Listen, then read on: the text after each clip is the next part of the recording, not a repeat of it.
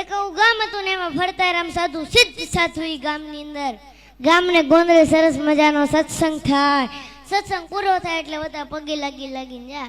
એમાં એક વાણિયાનો છોકરો યુવાન પણ ગરીબ, બહુ વાણિયા કોઈ દાડ ગરીબ નહીં પણ આ હતો તે ગરીબ બહુ. તે બધા પગે લાગીને જતા રહે ને તોય ગુરુભાઈ એમને શાંતિ બે. તે એકવાર સાધુએ એને પ્રશ્ન પૂછ્યો કે ભાઈ તું કેમ બે? એને કીધું ગુરુ સવારથી સાંજ સુધી મહેનત કરું છું, પરસેવો ભળું છું, પણ ગુરુ રાત્રે ખાવાના રોટલાનું થતો નથી. ગુરુ દયાળુ બહુ હતા. આંખ બંધ કરી અને આ માણાનું પ્રારબ્ધ જોયું. પ્રારબ્ધ મતલબ એનું ભાગ્ય જોયું. ભાગ્યમાં તો દેખાણું કે આની તો આખી જિંદગી દુઃખમય છે. આંખ ઉઘાડીને કીધું કે તારી તો આખી જિંદગી દુઃખમય છે, પણ જા 5 વર્ષ સુધી હું તને સુખી કરી શકું. 5 વર્ષ પછી આની આ પરિસ્થિતિ થઈ જાય. બોલ તારે મંજૂર છે? એને કીધું કઈ વાંધો નહીં ગુરુ, પણ આ સુખ મળ્યા પછી દુઃખ બહુ વહમું લાગશે, વિચાર કરી લે. એને કીધું કાંઈ વાંધો નહીં, 5 વર્ષ તો સુખ મળશે. એને કીધું કાંઈ વાંધો નહીં ગુરુ, 5 વર્ષ મને સુખી કરો. અને ગુરુએ 2 હાથ માથે મૂક્યા હો અને એટલું જ કીધું જા કાલથી તારા સુખના દિવસો ચાલુ, 5 વર્ષ સુધી તારે ત્યાં તન ખૂટશે નહીં, જા. અને જેવો જ ઘરે ગયો બીજે જ દાડે એને વિચાર આવ્યો કે આ ઘરની અંદર વાસણો જરા કેવા વધારે છે, લાઈન વેચી દઉં, વેપાર કરું. કોઈ સાધુના આશીર્વાદ ફળી જાય ને તો કઈ પૈસાનો ઢગલો નથી કરી જતા.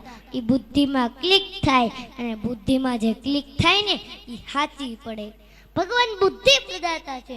અને ઓલાએ જે ધંધો ચાલુ કરો ઓબલ ને ત્રોબલ ને એવો ધંધો એવા નાણાં ને કે માણા આગળ પાછળ ફરવા મળ્યા. નાણાં આવે એટલે માણા આવે. અને પૂછ્યું કે ભાઈ તારે લગ્ન કરવા? તો કે હા લગ્ન તો કરવા. કહો કે છોકરી આપીને લગ્ન થઈ ગયા. અને પછી હું એક વાત તમને કહું ને, આપણે બધાને મગજમાં ઉતારવા જેવી છે. ઈ બાએ વિચાર્યું કે ભેગું કરવું જ નથી. હા સમજવા જેવી વાત, ભેગું કરવું જ નથી. કાશ હું એફડી કરીશ, આમ કરીશ, તેમ કરીશ, ફલાણું કરીશ, ઢીકડું કરી, તો એ મારા ભાગ્યમાં 5 વર્ષ પછી નથી. લાય આ પૈસાના માધ્યમથી પુણ્ય ભેગું કરી લેવા દે. મોટા મોટા સત્કર્મ કરાવે, કુવાઓ ખોદાવે, વાવું ગળાવે, જનતા અનક્ષેત્રો ચાલુ કર્યા, સંતોને બોલાવી મોટા મોટા સત્સંગના પારાયણો કરાવ્યા. અને 5 વર્ષ પછી ઓલા સિદ્ધ સાધુ પાછા ફરતા ગામમાં આવ્યા અને આખું ગામ પાછું ભેગું થયું. અને ઓલા તો ભાઈ આ ગુરુ ફેલા હતા, દોડતો આવ્યો, ધૂળમાં દંડવટ કરવા માંડ્યો. એને કીધું કેમ છે ભાઈ?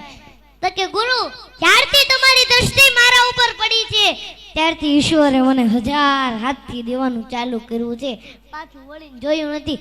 અને ગુરુ આ 5 વર્ષમાં દુઃખ શું કહેવાય એ મને આ 5 વર્ષમાં ખબર નથી પડી. અને 5 વર્ષ કેમ જતા રહ્યા એ હોતને ખબર નથી પડી ગુરુ. અને કીધું તૈયાર થઈ જાજે, 2 દિવસ પછી તારા 5 વર્ષ પૂરા થવાના છે અને જે પરિસ્થિતિ હતી એ જ ચાલુ થાય. એને કીધું કાંઈ વાંધો નહીં ગુરુ, આ 5 વર્ષમાં મારે જે કરવાનું હતું ને એ મેં કરી લીધું, પુણ્ય બહુ ભેગું કરવું છે.